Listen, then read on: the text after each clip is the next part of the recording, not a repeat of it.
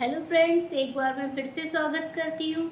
मैं आपको लेके आई हूँ यूपी पीजीटी सोशियोलॉजी की रिवीजन क्लासेस, जिसमें मैं आपको करा रही हूँ। अब तक मैंने आपको कराया है समाजशास्त्र का अर्थ, परिभाषाएं, उसकी उत्पत्ति और उसकी विशेषताएं और प्रकृति और विषय वस्तु, विषय क्षेत्र। ये पूरा समाजशास्त्र का जो टॉपिक है वो मैंने पूरा करा दिया। अब उसी कड़ी को आगे जोड़ते हुए आज हम लेके आए हैं समाज। क्योंकि समाजशास्त्र में समाज का ही अध्ययन किया जाता है, सामाजिक संबंधों का ही अध्ययन किया जाता है। तो आज का टॉपिक है हमारा समाज। तो क्या है समाज? क्या है? एक मौलिक अवधारणाएं है, यानी कि प्राथमिक अवधारणा है समाज। जो समाज है वो मौलिक अवधारणा है या फिर प्राथमिक अवधारणा है। शुरुआत की सबसे पहली अवधारणा है समाज।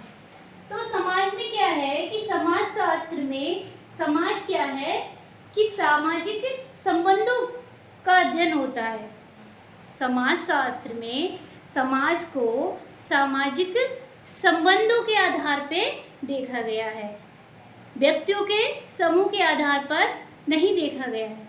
तो इसमें क्या है कि समाजशास्त्र में जो सामाजिक संबंध बनते हैं, सामाजिक संबंधों की जो व्यवस्था होती है, उसी के लिए समाज कहा गया है।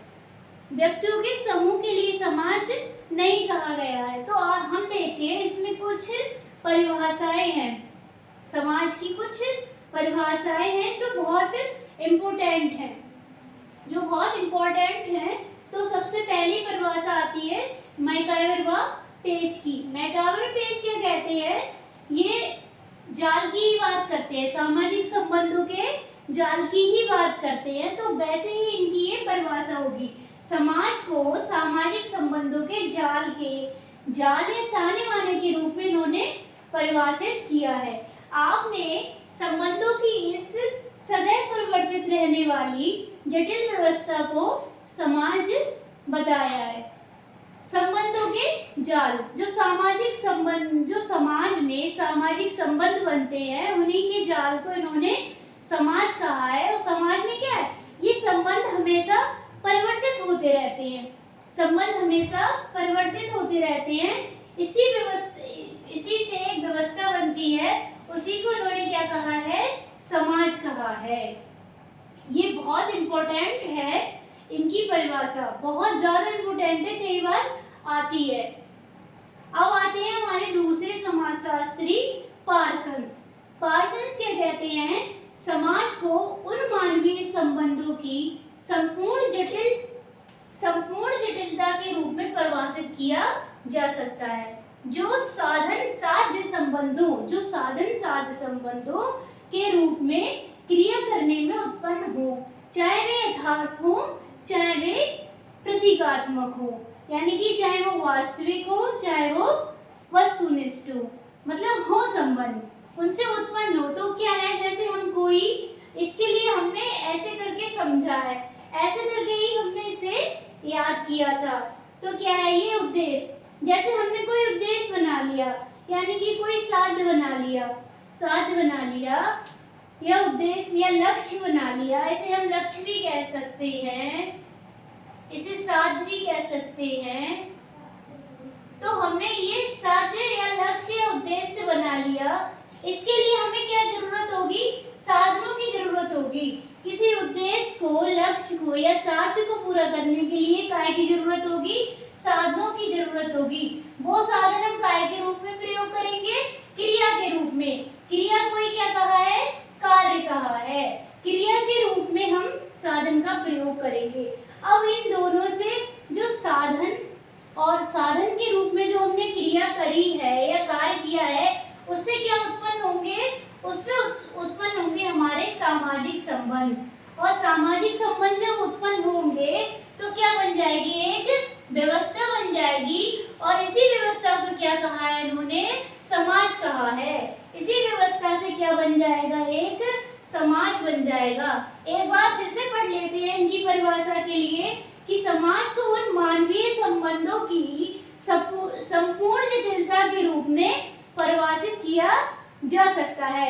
जो साधन साध्य, जो क्या है, साधन साध्य संबंधों मीन्स एंड रिलेशनशिप, जो साधन साध्य संबंधों के रूप में क्रिया करने में उत्पन्न हो, चाहे वो यथार्थ हो, चाहे वो प्रतीकात्मक हो, चाहे वो प्रतीकों के द्वारा हो, चाहे वो वास्तविक हो, मतलब प्रतीकों के द्वारा भी क्या है, अंतःक्रिया होती है।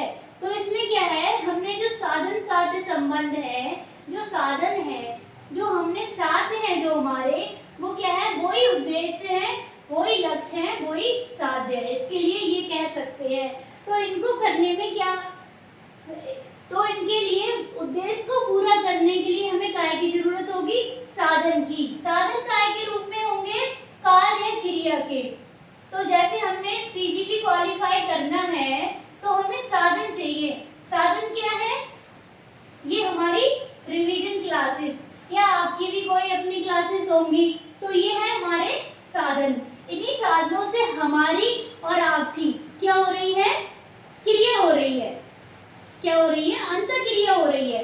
तो उसी से क्या बनना है, एक संबंध बनना है। संबंध से क्या बन रही है, एक व्यवस्था बन रही है। और व्यवस्था से काय का निर्माण हो रहा है, समाज का निर्माण हो रहा है। यही किसने कहा है, पार्सन्स ने कहा है। अब आती है हमारी दूसरी परिभाषा निकल के, वो है गिडिंस की। गिडिंस कहाँ के थे, अमेरिका के थे। ये कहाँ के थे, अमेरिका के थे। तो इन्होंने कहा है समाज स्वयं संघ है। समाज क्या है, संघ है, स्वयं में संघ है। और क्या है, एक संगठन है, संघ है, संगठन है और औपचारिक संबंधों का योग है। यहाँ पे एक वर्ड आता है औपचारिक। और देखो दो प्रकार के संबंध होते हैं, एक औपचारिक और एक होते हैं अनौपचारिक। दो प्रकार के संबंध होते हैं, एक होते हैं औपचारिक, एक होते हैं अनौपचारिक। औपचारिक जो संबंध होते हैं ये होते हैं लिखित, नियम वगैरह, इनमें नियम कानून लिखित नियम होते हैं, ये सब लिखित होता है। इसमें क्या होता है, लिखित वगैरह सब कुछ होता है। ये अनौपचारिक संबंध क्या होते हैं, हमारे अलिखित होते हैं। ये काय में देखे जाते हैं, ये प्राथमिक समूह में ज्यादा मिलते हैं। ये प्राथमिक समूह में ज्यादा दिखाई देते हैं। प्राथमिक समूह में ये अनौपचारिक हमारे परिवार में भी होते हैं, हमारे पड़ोस में भी संबंध बन जाते हैं। तो ये जो औपचारिक संबंध हैं, ये औपचारिक जो बात करी है इन्होंने, वो क्या है, नियम आ गए, इसमें निश्चित नियम आ गए। क्या आ गए, निश्चित नियम। इन्होंने औपचारिक ये हो गए। तो इन्होंने क्या कहा है, समाज स्वयं में संघ है, संगठन है, औपचारिक संबंधों का योग है, जिसमें सहयोग देने वाले व्यक्ति एक दूसरे के साथ जुड़े हुए हैं या संबद्ध हैं। जिसमें मतलब समाज को संघ बता दिया, संगठन बता दिया, औपचारिक संबंधों का योग बता दिया, जिसमें जो एक दूसरे व्यक्ति लगे हुए हैं, जुड़े हुए हैं, वो क्या है, उसी से समाज का निर्माण हो गया। उसी से क्या हुआ, वो ही समाज है। अब हमारे तीसरे समाजशास्त्री निकल के आते हैं रुइटर। रुइटर ने क्या बताया है, रुइटर ने समाज को एक अमूर्त धारणा बताया है। क्यों, क्योंकि जो सामाजिक संबंध बनते हैं, हमारे एक दूसरे से जो संबंध बनते हैं, वो हमको दिखाई नहीं देते। तो जो चीज ना दिखाई दे वो क्या है, अमूर्त। तो वही इन्होंने कहा है कि समाज एक अमूर्त धारणा है, जो एक समूह के सदस्यों के बीच पाए जाने वाले, मतलब एक समूह के सदस्यों के बीच पाए जाने वाले पारस्परिक संबंधों की क्या है, जटिलता का बोध कराती है। पारस्परिक मतलब एक दूसरे की संबंधों की जटिलता का क्या है, बोध कराती है। तो समाज एक अमूर्त धारणा है, समाज एक अमूर्त धारणा बताई है, जो एक समूह के सदस्यों के बीच पाए जाने वाले पारस्परिक संबंधों की जटिलता का क्या है, बोध कराती है। मोस्ट इम्पोर्टेंट है ये वाली डेफिनेशन मोस्ट इम्पोर्टेंट र्यूटर की आ जाती है कि कौन कहता है समाज अमूर्त है। तो कौन कहता है? र्यूटर कहते हैं। एक बार हम फिर से बता देते हैं, मैकावर ने क्या कहा है? समाज को एक संबंधों का जाल कहा है। और क्या कहा है? ये हमेशा परिवर्तित होते रहते हैं। इसी जटिल व्यवस्था को क्या है? समाज माना है। पार्सन्स ने क्या कहा है कि किसी उद्देश्य को पूरा करने के लिए जब हम कोई साधन का प्रयोग करते हैं और वो साधन कार्य क्रिया होते हैं तो उससे उत्पन्न जो संबंध, सामाजिक संबंध निकल के आते हैं उनसे क्या है? व्यवस्था बनती है। और उसी व्यवस्था को क्या काय का निर्माण होता है? समाज का निर्माण होता है। चाहे ये संबंध यथार्थ हो, वास्तविक हो या प्रतीकात्मक हो या प्रतीकों के द्वारा हो, ये इन्होंने बताया है। गिडिंग्स ने क्या बताया है? समाज को संघ बताया है, संगठन बताया है और औपचारिक संबंधों का योग बताया है। र्यूटर ने क्या बताया है? समाज को एक अमूर्त धारणा बताया है। अब ये दूसरी बात निकल के आती है कि समाज में क्या क्या जरूरी है। समाज में ये 3 बातें ज्यादा जरूरी हैं। एक तो व्यक्तियों के सामाजिक संबंध, सामाजिक संबंध नहीं बनेंगे तो समाज का निर्माण नहीं होगा। और संबंध किससे बनेंगे? तो व्यक्तियों का भी होना जरूरी है। मतलब जितने ज्यादा व्यक्ति होंगे उतने ज्यादा संबंध बनते रहेंगे, वही व्यक्तियों की बहुलता। और फिर क्या है? इन सब में क्या है? अंतःक्रिया हो। अंतःक्रिया हमने पहले भी आपको बताया है, कोई क्रिया करे प्लस प्रतिक्रिया हो। जैसे हमने क्रिया करी और आपने कोई प्रतिक्रिया करी, आपने उसका जवाब दिया। हमने क्रिया की और आपने उसका कोई जवाब दिया, वो जवाब देना ही क्या है? प्रतिक्रिया है। और इसी को क्या कहेंगे? अंतःक्रिया। इसी को क्या कहेंगे? अंतःक्रिया। इसी को अंतःक्रिया कहेंगे। तो समाज में 3 बातें बहुत जरूरी है। एक तो सामाजिक संबंध, एक व्यक्तियों की बहुलता और एक अंतःक्रिया। अब आता है हमारा अगला कॉन्सेप्ट निकल के आता है समाज की अवधारणा।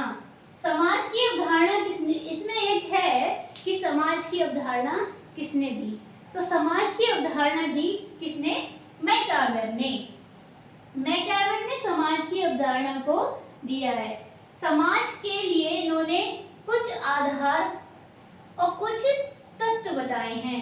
आधार या तत्व बताए कि समाज के लिए क्या क्या जरूरी है। समाज की अवधारणा में इन्होंने समाज के लिए क्या बताए हैं? कुछ आधार या तत्व बताए हैं। वो क्या है कि समाज क्या है, समाज में क्या क्या चीजें चाहिए, उससे समाज बनेगा। तो समाज क्या है?